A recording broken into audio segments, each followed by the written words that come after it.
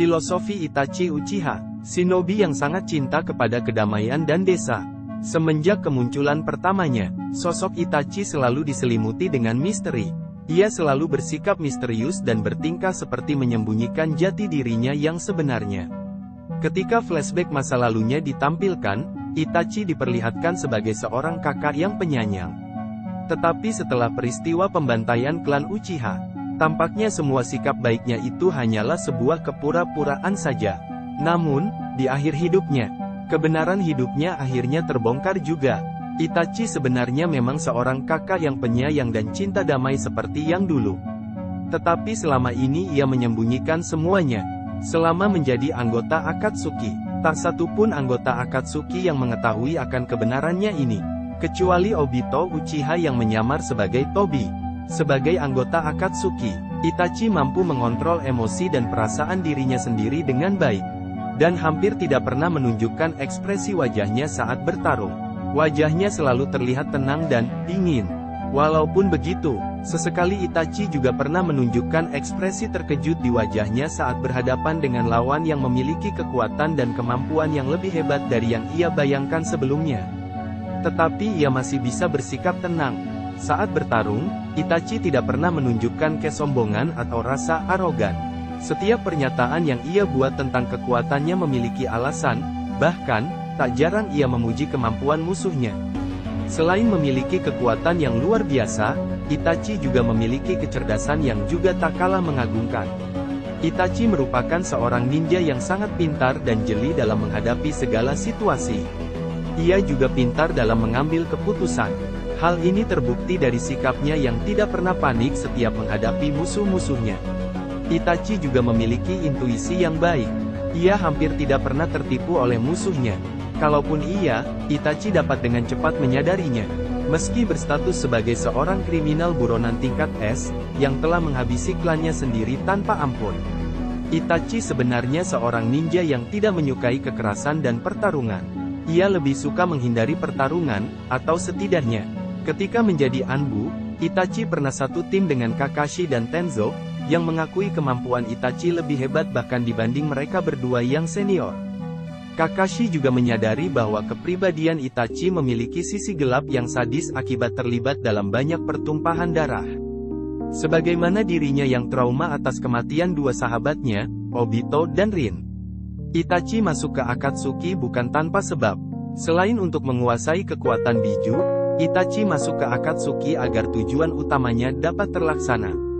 Itachi berharap dengan masuknya ia ke Akatsuki, Itachi dapat terus melindungi desanya, Konoha, dengan mengawasi kegiatan para petinggi Konoha. Terutama Sasuke, secara tidak langsung dari luar. Saat mendengar Hokage ketiga telah meninggal, Itachi mulai mengkhawatirkan keselamatan Sasuke. Ia takut Sasuke yang masih lemah terbunuh pula. Untuk memastikan dugaannya, ia datang ke Konoha memeriksa keadaan Sasuke juga melihat apakah adiknya lebih kuat atau tidak berubah. Hal ini diperlihatkan pada saat ia bersama Kisame melakukan pencarian Kyuubi ke Konoha. Sebenarnya, ia datang ke Konoha tidak hanya untuk menangkap Kyuubi saja, tetapi juga untuk membocorkan secara tidak langsung tentang keberadaan dan informasi Akatsuki kepada Konoha.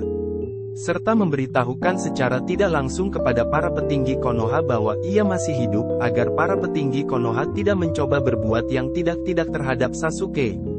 Karena tujuannya ini, Itachi menjadi seorang anggota Akatsuki yang sangat loyal terhadap organisasi sendiri maupun sesama anggota lainnya. Dibandingkan dengan anggota Akatsuki lainnya, Itachi lah yang paling mementingkan kesuksesan dan kerahasiaan Akatsuki. Sehingga tak ragu lagi, sikapnya inilah yang telah membawa Akatsuki menuju keberhasilan.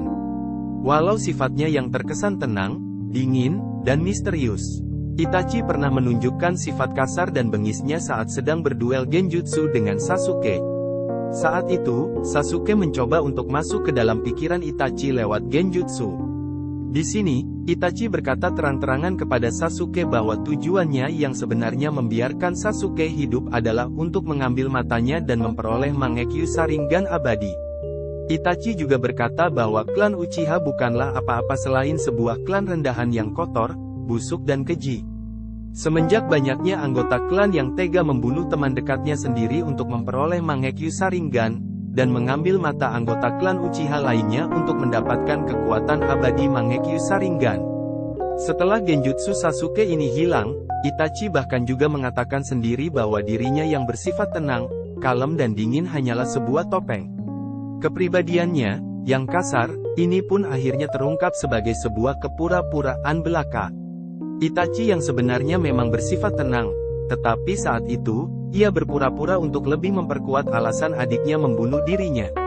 Semua itu ia lakukan hanya demi cintanya yang sangat besar terhadap adiknya, Sasuke. Menjelang akhir hayatnya, Itachi menyerahkan seluruh tekadnya kepada Naruto, yang ia anggap sebagai orang yang paling bisa dipercaya untuk menyelamatkan dan melindungi Sasuke.